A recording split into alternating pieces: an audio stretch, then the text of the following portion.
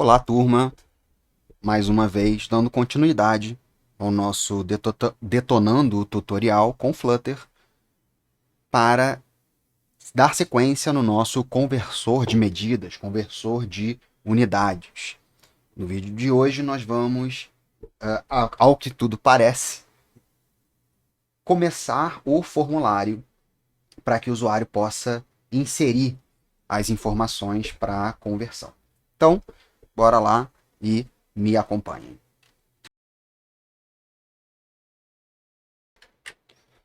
Dando sequência, então, vamos adicionar um text field para o usuário poder inserir informações nesse campo, nesse widget, e a gente poder ler do usuário as entradas do usuário a partir desse text field. Então, terminamos na aula passada fazendo a conversão do nosso stateless para stateful. E então ele sugere aqui para a gente adicionar na classe de estado, que é o nosso myAppState, que estende o estado, a gente adicionar um membro, membro no caso de classe, né? Como a gente está falando de uma classe, o membro seria, entre aspas, uma variável encapsulada nessa classe. Então ele sugere que a gente implemente o membro do tipo double, chamado underline number form. Underline number form. Deixa eu ver o que ele está reclamando. Not null, deve ser inicializado. Se eu não me engano, a minha referência ainda não implementava null saved, tá? Então, provavelmente, na referência deve ser uma versão que ainda não exigia isso. Tá? Aqui a gente pode corrigir. Deixa eu lembrar aqui o atalho. Alt ponto, né? É isso, Alt ponto. Exibir, correção rápida. Ctrl ponto, tá? Ctrl ponto, não vou esquecer. Não, ele não está indo. Por que o meu Ctrl ponto está adicionando um E? Ué, o que deu nos meus atalhos aqui, hein? Tem que corrigir isso. Deixa eu tentar corrigir primeiro essa questão do atalho. Porque a gente acaba acostumando com os atalhos, né? Bom, vi aqui que as configurações estão corretas, então vou acabar fazendo pelo mouse mesmo. Então, correção rápida. Aí a gente tem essa opção aqui, né? Adicionar late modifier, ou a gente pode criar um valor default, né? Aqui para aplicação. E aí ele indica para usar o final na nossa variável. A princípio, eu acredito que o late, a inicialização tardia, acredito que seja o melhor, tá? Convert, remove unit. Ah, tá. Porque não está sendo usado, ele está indicando aqui. Perfeito. Aqui no body do nosso widget, dentro do nosso widget center, nós vamos alterar o nosso child para o widget text field, né, que é o widget de input de texto. Deixa eu dar um hot load aqui. E agora a nossa aplicação tem esse input de texto, que é onde o usuário vai informar uma unidade de medida e a gente vai fazer a conversão dele. Perfeito. Você pode ver o resultado disso. Aí mostra aqui a imagem desse resultado. Por enquanto, esse text field não faz nada.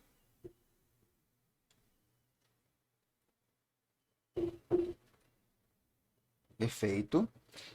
E aí, a fim de fazer a aquisição, né, adquirir o que o usuário inserir nesse text field, nós vamos definir a propriedade desse widget text field, a propriedade onChanged, que é um evento, na verdade, né? O evento de mudança. Quando o conteúdo desse text field for alterado, quando o usuário alterar o conteúdo desse text field, o que eu faço? Não, o que eu posso fazer quando isso acontecer?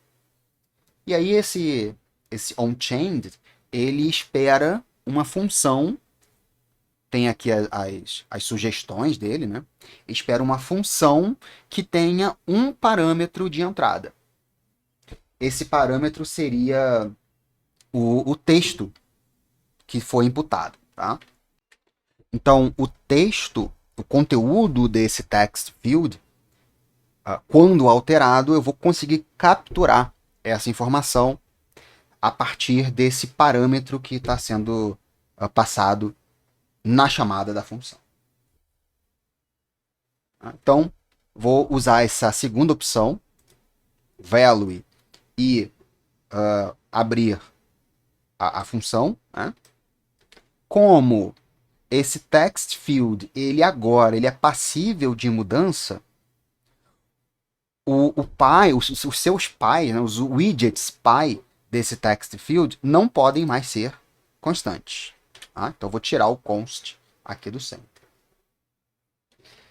Esse value que aparece aqui, que ele autocompletou, é o texto, é a informação que tem no text field, sempre que há uma mudança. Né? Então, ele diz aqui que é do tipo string. Eu posso manter esse rótulo value, mas eu vou trocar, eu vou mudar para o rótulo text, que é o texto, né, que foi digitado no text field. E aí, uma vez que eu capturo o que está sendo imputado no text, o que eu posso fazer com esse text? Então, esse valor, todo o input, ele vem no formato de string. Tá? Então, eu preciso, como eu quero que essa informação seja um double, conforme a nossa variável na linha 16, eu preciso pegar esse valor, converter para double. E aí, após a conversão, eu posso jogar esse valor aqui no number for. Tá? Então, eu vou criar uma variável que ele chama aqui de RV. Por que RV? Não sei. RV. Enfim, não sei por que ele está chamando de RV. Tá? E vou fazer a conversão desse valor text que a função me entrega para double. Para isso, double.parse. Né? Na verdade, aqui ele está usando o try parse. Try parse. Tente fazer a conversão, porque pode ser que não venha, né? Vamos ver aqui a diferença. Ó. O try parse, ele espera que a função retorne nulo para um input inválido. Né? Já o parse, deixa eu ver aqui o parse, sem o try. Né?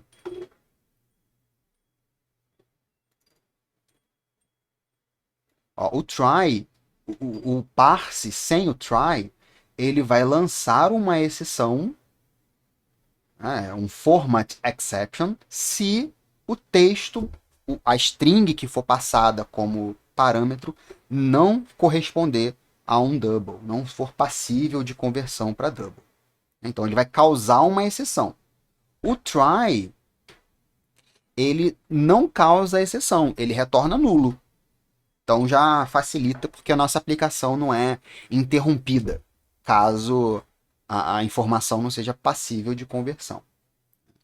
Então, quem eu quero converter? O text que eu recebi como parâmetro na função. E aí eu vou verificar se RV receive value, provavelmente, né? Deve ser isso. Received value, valor recebido. Acredito que seja isso, né? For diferente de nulo, quer dizer que ele conseguiu fazer a conversão daquele texto para um double. E aí, uma vez que eu conseguir fazer essa conversão, eu vou jogar essa informação dentro do number form. E para isso, eu vou indicar para o meu widget, para o meu stateful widget, que eu tive uma alteração no estado desse componente. Para isso, eu chamo a função setState. SetState, e dentro dessa função, eu faço as alterações de estado. Qual é essa alteração de estado? O meu number form recebe a informação de RV, de received value, uma vez que ele foi convertido. Se ele não conseguiu converter, ele retornou nulo. Se ele retornou nulo, ele não passa por esse if, logo, ele não valora o nosso estado. Na verdade, ele nem sinaliza que houve uma mudança de estado, né? Ele simplesmente faz nada. Perfeito. Então, quando o text field mudar no onChanged, ele vai checar o tipo. Se ele conseguir converter, ele vai passar a informação. Estou lendo aqui, né, a referência, né? Mais ou menos o que eu já tinha falado. Perfeito. E aí ele vem mais uma modificação. Nós não estamos recebendo, nós não estamos entregando nenhum feedback para o usuário. Né? Então não há nenhuma resposta para o usuário quando ele digita. Né? Se eu fizer aqui a alteração no nosso texto, nosso campo, não vai acontecer nada, né? A gente só tem o feedback aqui no terminal. Ele mostra aqui que houve uma mudança no texto, né? Mas para o usuário, nada muda, né? Só um campo de texto sendo preenchido pelo próprio usuário. Tá? E aí, então, ele pede para a gente fazer o seguinte. Ele pede para a gente envolver esse text field num widget column. Então, o nosso center, ao invés de ter um child text field, ele tem, eu vou envolver, esse center vai ter um widget column, e dentro desse widget column nós vamos ter vários children. Né? Então aqui eu vou refatorar e vou envolver war with column, envolver esse widget com o widget column.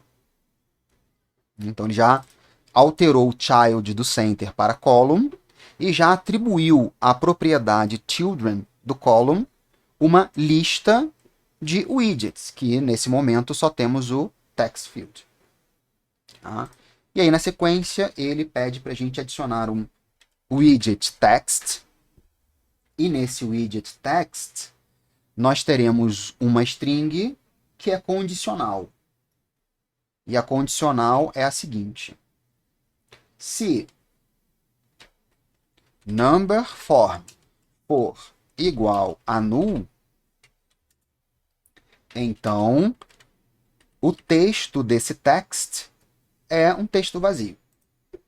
Se não, eu vou pegar o valor de number form e converter para string, que é um número, né? É um number. Converter para string. Deixa eu botar uma vírgula aqui e pedir para ele formatar. Beleza. Hot load. Vamos digitar alguma coisa aqui no nosso texto. Teste. Não teve nenhuma alteração. Por que que não teve? Deixa eu ver se tem algum erro acontecendo aqui. Não, né? Eu é que não salvei, foi isso?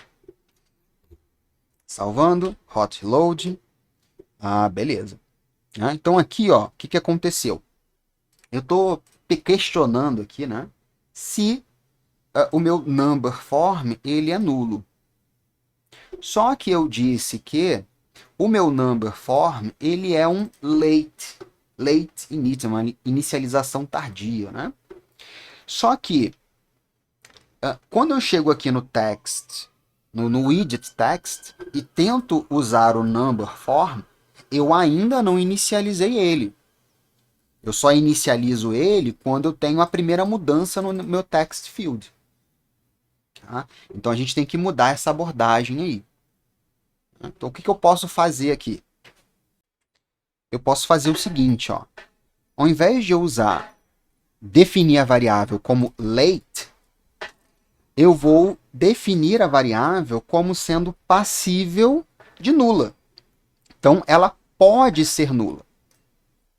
A questão do null saved, né? Por padrão, uma variável que eu defina, ela não pode receber o valor nulo.